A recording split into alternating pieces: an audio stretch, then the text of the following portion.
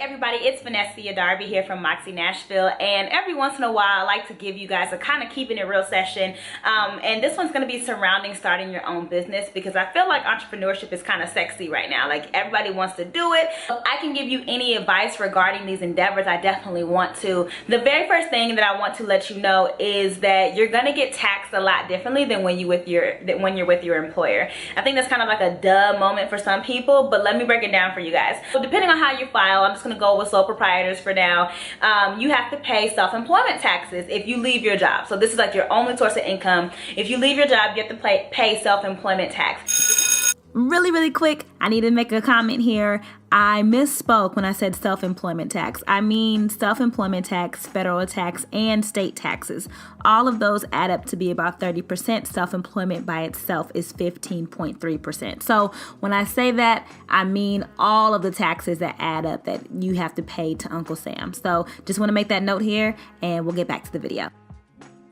Depending on what tax bracket you fall, the minimum self-employment tax is going to be 30% of your income. So sometimes people think, oh, I'm making $4,000 or $5,000 or $6,000 a month at my job. I'll just pull 2 clients at $2,000 or $2,500 a piece, and that'll make up for that. No, that's wrong.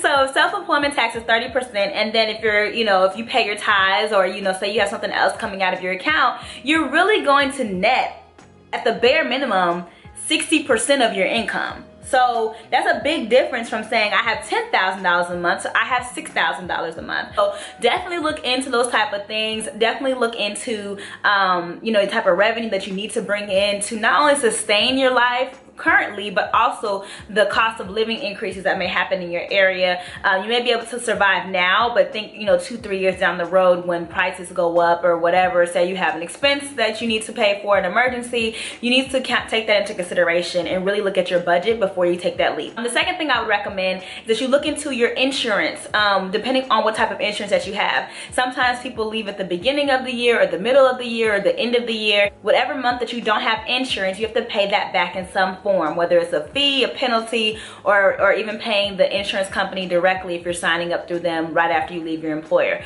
So there's a window of opportunity where you can sign up for different insurance. I think it's 30 days after you leave. If you don't do that and you want to go through the marketplace, you have to pay back for all those months that you didn't have insurance, okay? Uncle Sam, he wants all of his coins, okay? So definitely be mindful of that so that you're not out here frolicking thinking that you don't need insurance, so you're just going to pay out of pocket. It's not that big of a deal. No, it's that big of a deal, because you're going to pay all of your fees. And especially when you are in business for yourself, this is your name. So you want to make sure that all of your documentation and all of your legalities are in order, so that you're not looked upon or frowned upon with the IRS or with the Department of Revenue or with the Small Business Administration if you go through them for certain things. Don't skimp on your documentation. Don't skimp on your basic needs for your business. There's plenty of resources out here for you to Google and to find out, and even to ask questions, but don't skimp on your setup. And lastly, I would suggest off the bat to have separate accounts. So sometimes with sole proprietors, you think that you can